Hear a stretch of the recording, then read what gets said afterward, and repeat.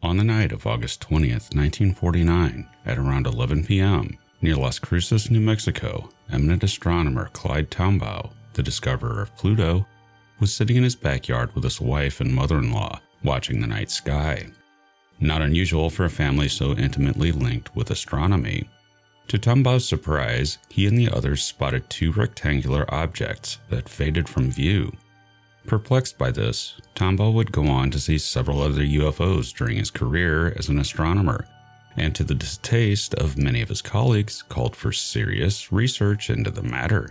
Very little of that happened, and after the UFO craze of the 1950s died down, things like the now infamous Roswell incident, if it indeed occurred, faded for a time into obscurity, only to be rediscovered later and brought to public attention that the U.S. government had in 1947 recovered an object of unknown, potentially alien origin in New Mexico. The problem, however, is that there was never any evidence. What was present was the U.S. government repeatedly changing their official story on just what happened. The first statement on the matter was that they had recovered a flying saucer, which was changed the next day to a weather balloon, which was changed again decades later to a top-secret Project Mogul balloon array. And that story may change again. With the recent extraordinary claims of whistleblowers in government, starting with David Grusch, but apparently involving a number of others behind closed doors, the claim that the U.S. government has downed craft of unknown origin has once again come into focus. But this time, there is congressional action on the matter, and a chance of actually resolving it. My guest today is at the forefront in the U.S. House of Representatives of figuring out just what's going on here. At the very least, it's not true, or it was a disinformation campaign that's gotten out of hand. But at the most, it holds the potential to answer the question of, are we alone? We can only just wait and see. You have fallen into Event Horizon with John Michael Godier.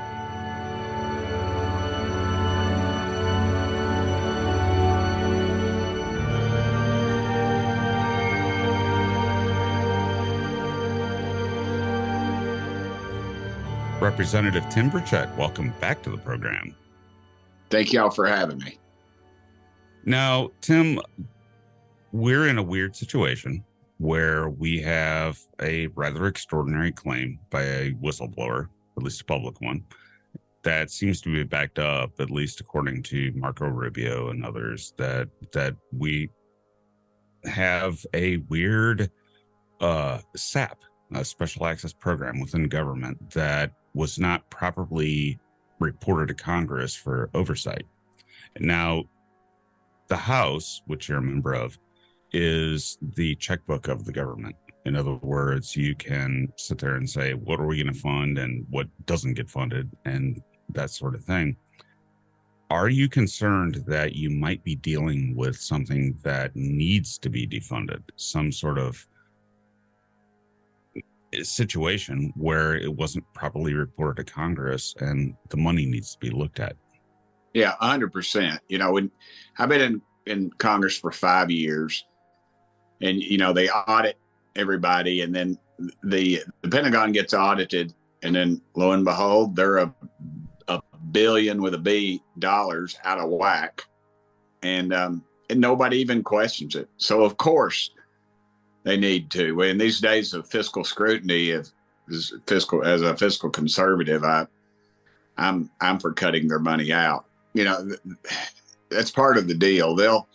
Everybody's afraid to poke at the Pentagon because they'll be afraid. Both sides, actually, the Democrats and the Republicans, they'll be labeled as, you know, wanting to defund our defense system, and that's, you know, to me, that's kind of a bogus argument, because everybody knows how wasteful they are, and half the people don't even agree on our 114 billion unchecked dollars to Ukraine. So, and everything else we're doing all over the world. So, I'm ready to do it. I don't, and part of the problem too, you're going to see is our defense people, our departments, our research institutions are going to say, we need to study the UFO phenomena or UAP or whatever you want to call it. And lo and behold, they'll offer to study it if we'll fund them. And, my point on that is we don't need to fund anybody anymore. Let's just turn loose the reports. Quit with the redacted reports that look like Swiss cheese with everything whited out or blacked out. And just give us all the information and let the American public decide. We can handle it. Stop with the arrogance. Stop with the corruption. Let's just get it all out there. Now, have you, as a congressman, seen, redacted stuff that shouldn't be redacted? In other words, instead of names and methods and things like that, what they show you as an elected official, do you see stuff that should be out there that isn't? Yeah. I mean, I've been briefed in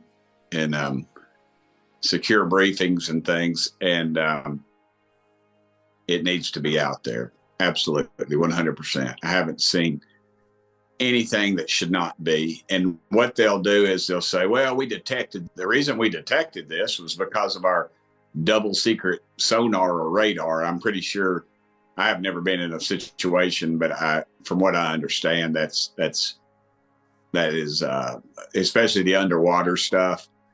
I remember I was in the hearing, the original UFO, supposed to be a UFO hearing that was going to blow the lid off of it, when we got hosed of the Intelligence Committee, which was a public briefing. And then somebody asked a question and they said, we'll have to brief you in a classified setting. So that meant that, in fact, there was something else that was probably a detection unit that we didn't want somebody else to know about. And also, that's the way that the big boys keep Congress from being able to talk about something publicly. They'll put it in a classified briefing, and you're briefed in the skiff. You have to go in. I mean, it's James Bond kind of stuff. You can't take your cell phone or your Fitbit or whatever, and any kind of electronic or any kind of recording devices. You have to take all those off, and you put them into a little secure little vault that you get assigned as you walk into the skiff. So, it's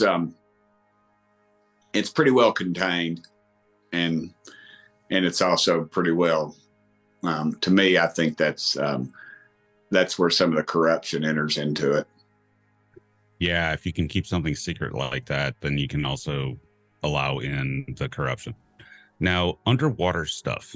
So do we see, at least in your mind and from what you've seen, do we see just as much underwater as far as UAP or UFOs as we do in the skies? Not as much, because obviously we're not, we have a fleet of subs, obviously, but they don't cover the same territory as fast as the aircraft do. Now, within this, your sense, do you as a congressman think that something is being hidden from you? In other words, we have all of this. Absolutely. When myself, Matt Gaetz, and Representative Luna were briefed down in Florida, they weren't. We were told we were going to get to see some things, and I warned Matt Gaetz. I said, when we get down there, they're going to pull back on some of this stuff, and in fact, sure enough, they just were not going to allow us to see any of it. And they said we didn't have the clearance, and I'm like, well, what clearance? We have the highest levels of clearance as congressmen, and for goodness sakes, Matt Gaetz serves on the military funding committee, and he represents some of the biggest bases in the country. They do that stuff all the time to you, and you don't know what to ask. Most of those guys, they can't even spell UFO. Now, improper briefing. In other words, not informing Congress. How big of a problem is this within government, especially in the House, which is the checkbook? Yeah, and so how big of a problem is this? Do you run into this in other areas where they get dodgy on information? Yeah. I've been in a setting and I felt like, I believe it was the CIA didn't tell me the truth about something, and I corrected him.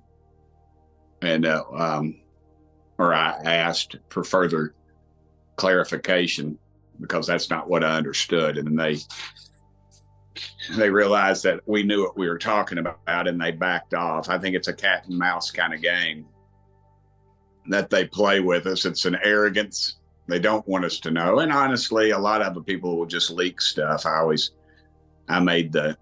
I first got to Congress, there was an older Democrat, kind of a crusty old guy, kind of palled around with some, which those kind of people I seem to be more attracted to, to hang out with. And I leaned over to him. I said, so let me get this straight. And we were in the skiff, and we were getting some top secret stuff. And he said, I said, if I'm late, if I miss this meeting, I can probably catch it all on CNN in 30 minutes. And he shook his head and said, no, it'd be about 15 minutes.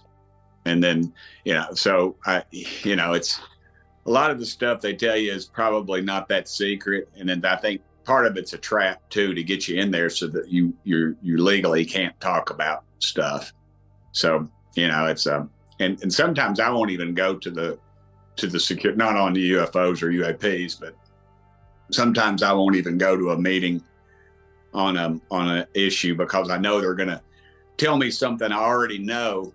And then I'm going to be asked by the press and I want to give them the correct answer, or asked by a constituent or what have you, or be able to talk intelligently about it. And then I can't even talk about it. So I just won't even go to the hearing, or the briefing, I should say. As a congressman, have you seen compelling evidence that we're actually seeing something really weird in the skies that might affect national security, or global security for that matter, that might be not of this earth? Oh, 100%. 100%. No question. Now, with what we see out here in the public, we see little bits and pieces of footage. Have you seen more compelling evidence than what's out there publicly that you would see in the mainstream media? Heck yes. So there's something to it. Can you envision a scenario where they lay it out for you that it is just so dangerous as far as national security or public security or whatever you want to call it, that they should keep it secret? Do you think they can make a case to you not to spill the beans if you find out? No, I don't think they could. I mean, that's why I'm cautious about going into a secure briefing on something where they would tell me something I already knew.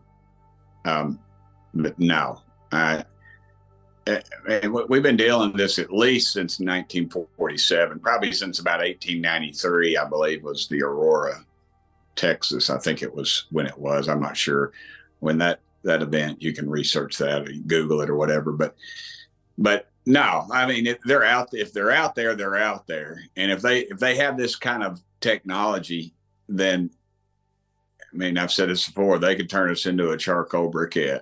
If they can travel light years, or at the speeds that we've seen, and and defy physics as we know it, fly underwater, don't show a heat trail, things like that, then we are vastly, we're out of our league. We couldn't handle it. We couldn't fight them off if we wanted to. That's why I don't think that they're a threat to us, or they would already have been. Well, if statistically speaking, if they've been here for 100 years, they've been here for tens of thousands of years. It's very unlikely they would just show up. So if they wanted to do something, they might have. So let me ask you this. We're heading into House hearings, all right, onto this, maybe late July, whenever the scheduling happens. Yeah. What questions do you want to ask the officials from the DOD about this issue?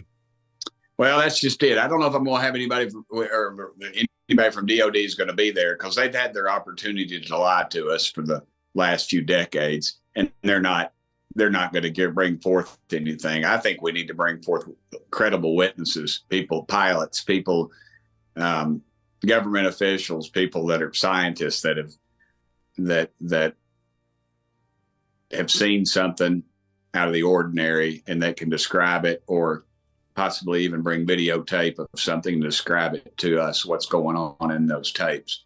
Because the Department of Defense is just a bureaucracy. There is more people in the Department of Defense than in the Department of Defense is bigger than the Department than the Navy, if that tells you anything. I mean, it's a huge bureaucracy, and all bureaucracies do is justify their existence. I have no time for them. I would start cutting their budget till they started proving to me that they accomplished anything. We have more people pushing pencils than push bullets. So to me, that's I really don't care about a lot of Pentagon officials. I want pilots. I want people in the know. I want people that are out of that realm and that can speak freely about it.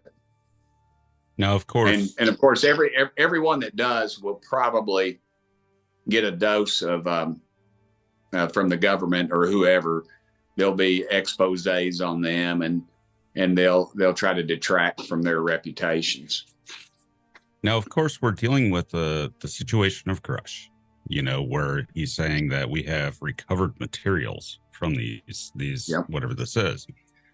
Do you, from within government, see corroboration of this? I mean, does it appear to be real?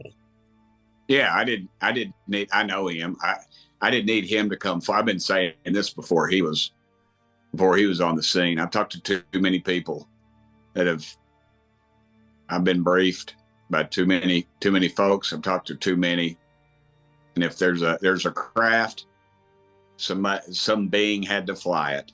So yes, and yes. Now, funding. So say it comes to light that there's the special access program that is not under the oversight of the House. What can you do? Can you specifically draft a law or whatever to defund it and stop it and blow the whistle? Or could it possibly be hidden within the contractor system to where there's not much you can do? That's more likely what it is. But they go rogue. And why are we funding it if we're not gaining access to it, or if we're using it? Are they funding it so they can sell the information or do whatever? So I wonder if when they do that, are they just creating their own little fiefdom, own little profit center for themselves? Which I'm pretty sure that's what's happened. We've turned it loose out into the corporate world. There's 5 or 6 corporations that probably have the capability and the security to maintain something like that. And anybody who could connect the dots with, say, a Roswell or whatever, isn't around to do that anymore, isn't alive. So is it easier for a private corporation, a contractor, to keep something secret than it is for a government? I think so, but you got to realize billion-dollar corporations have probably the same capabilities that a government would, and maybe even more. And they also have questions like intellectual property. So if the government gave them something 60 years ago, say they recovered something and handed it over to a company, and they're like, it's easier to keep it secret this way than it is to keep it within government. Do you think that that's possible? I mean, how possible is it to keep something not classified within government, but classified within the private system because of intellectual property questions? I think it's very possible. I think it's possible, and yes, it's done. I mean, you hear inventions and discoveries all the time that have been on a shelf somewhere for quite some time. You take it, for example, and I don't know if I've told you this before, so if I have, just stop me or tell me the end conclusion. But I knock on doors when I run for office, because the big boys usually don't support me until after the election's over and after we've won. And so I knock on doors. That's how I get elected. And I'm knocking on doors in West Knoxville. An older gentleman, he's putting his flag out. And I always ask, generally, if somebody has a flag out, they're a veteran. He said, no, I didn't serve. And he kind of looked away and he said, yeah, I worked at Oak Ridge. And I said, well, my daddy, was on Okinawa when they dropped the bomb. So if he was alive today, he'd probably hug your neck, because we had a good life because he didn't have to go invade Japan. And I asked him what he did. He worked at Oak Ridge National Laboratory on the bomb. And he said, funny thing, he said, my wife, I guess it was his girlfriend at the time, she worked on just down the hall from him, but he worked on one part of the bomb, a fuse. I think she worked on a switch. And they never knew what each other did. And it just because of the compartmentalization of it all back then, and the secrecy and the thought to keep it, which we don't have a lot of now, the national defense edge, I guess, or pro-America. So everybody's got a cell phone. Everybody's wanting to tell a story and disclose something. But back then, the guy marries a woman and he doesn't know for years what she actually did, and they both were working on the atomic bomb. So, yeah. I think you can be compartmentalized, and you can be working on something and not know exactly what you're working on. Analyzing a piece of metal or some structure that you're only allowed to see a small portion of is in fact is a great possibility. And also, it could be a fake, and knowing that you'll put it out, and that's why we have a lot of false flags out here in the UAP UFO world. So I'm very cautious about jumping on the first horse that comes down the track. I've been told and briefed and shown things that I was very cautious about, and then I'm generally been right about that were not legit. And people have called and asked me to come out and view things, and I won't do it. Partly because I'm afraid I'll end up in somebody's freezer in North Carolina, and two, because I feel like they're probably giving me some false information, and I come forward with that, and that discredits the whole movement. Indeed. Now, but from what you've seen within government on an official basis, can you confidently say that we're looking at another Watergate, a potential Watergate, where a floodgate will open, and this, at least the idea of a potentially illegal but kept from oversight special access program might come to light and become a huge national issue? I think what you'll see is that they'll hide it under national defense, and it will not be a Watergate type thing. It'll be, I think the knowledge and the realization will be so huge that will be overwhelmed by just people's more questioning about what's going on. And the people that do it will be, they're on sworn to secrecy. And I guess you could make the case that you wouldn't want Congress to know everything, because they're just a bunch of loudmouths and be telling everybody. And as soon as they did, the Chinese would have it, and then we would be, it wouldn't serve our purpose. So I see where you're going to with that. I think I'm more worried about the corruption of people profiting from stuff like this than I am of the other. But yeah, I don't like any of it. I would give them some leeway if they would just come forward with some information. So what's the environment in Congress? Do you have a lot of support within the House and any Senate? Yeah. Yeah, we do. And there's a lot of people that have come forward to me personally, but won't publicly because of they're afraid they're going to get shunned or whatever. I mean, I fully intend to see people use this to raise money and to run against me next time I run, and if I choose to run again in a year or so. So, it's a real threat. And It two, is, you've got but you've got people in Congress that are. I mean, let's be honest, they're compromised, brother. They are completely compromised, and they're in situations where they could be blackmailed or otherwise. I mean, we just got to be honest about the thing, about human nature. You're sitting at some bar somewhere, and some attractive person is talking to you. And next thing you know, you're in a motel room with them. And the next thing you know, they've got tapes of you. And next thing you know, they own your ass. And it's just the reality of the world we live in. It's high stakes, and it's billions of dollars, and it's power and it's influence. So it's no different than a lot of other areas. do you think we'll get to the bottom of it eventually as to the truth of whatever this is, whatever they're seeing, and whatever they may have? Do you think that we have a solid chance to the actions of the Senate and House recently to actually lay it to rest and say yes or no reliably? I'd be surprised if we ever got to the bottom of it. I think it's just so deep. Here we are 60 years after John F. Kennedy was shot, and nobody's alive that was involved in that, and they won't release that. So I just, it's power, it's influence, it's money, and all those things wrapped up in it. So in the hearings, what questions are you going to ask? I mean, what are you going to say to either a witness or a whistleblower or whatever? Apparently, according to Marco Rubio, there are many of those, or quite a number of them.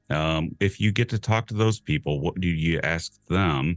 And if you get back to talking to people from the Pentagon, what do you ask them in response? So, you hear the accounts, you hear the whistleblowers.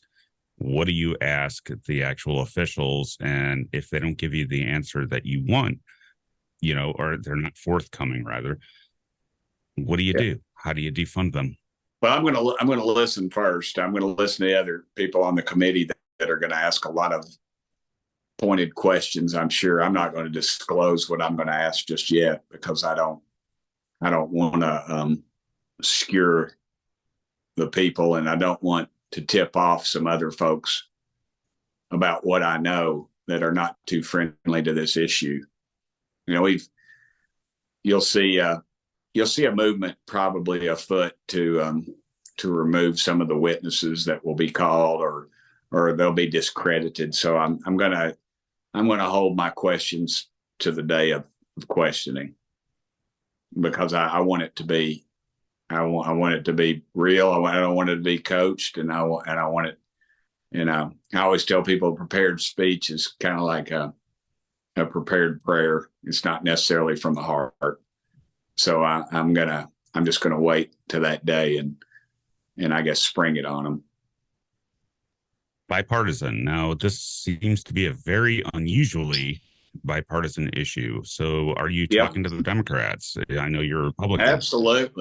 Absolutely. We're going to have equal number of Democrats as we do Republicans. I don't really care. This is not a partisan issue, and I'm not going to allow it to be partisan if I'm, in fact, heading it up. So we'll just see. We'll see. It's, I think somebody will attempt to do it. Somebody will take a poke at somebody, and then hopefully we can kind of turn that back. And we just keep it a nonpartisan, because I've talked to enough Democrats about the issue, and they're concerned just as I am, and they want to get to the bottom of it. Keep it even. My last question for you is this. So if we find, regardless of the topic, if we find that there are SAPs that have no oversight from the House, what's the tool to kill them? So say it's a disinformation campaign. Say it's a PSYOP. Right. Yeah. What can Congress do to kill it? Because if they've been running some sort of disinformation campaign saying aliens are flying around in the atmosphere for the last 80 years, that's kind of a problem in government, right? That they would. We can line item that department, it's called the Defense Authorization. And then we can cut it out. Just cut it out.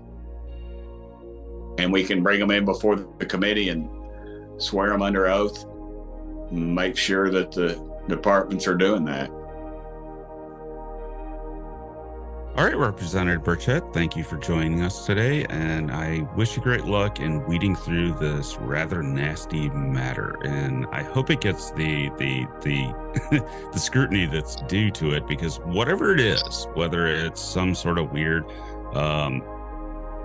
situation that doesn't quite fit our paradigm, aliens or whatever, or if it's just some sort of weird long-running psyop, it needs to be called out and killed, because it's I agree with you 100%. And I hope we're going to get closer to the bottom of it. I don't know if we'll get to the bottom of it, but we'll get closer.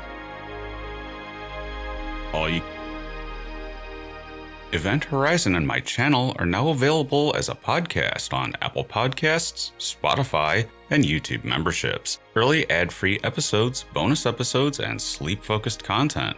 Sign up now by clicking the links below to your platform of choice.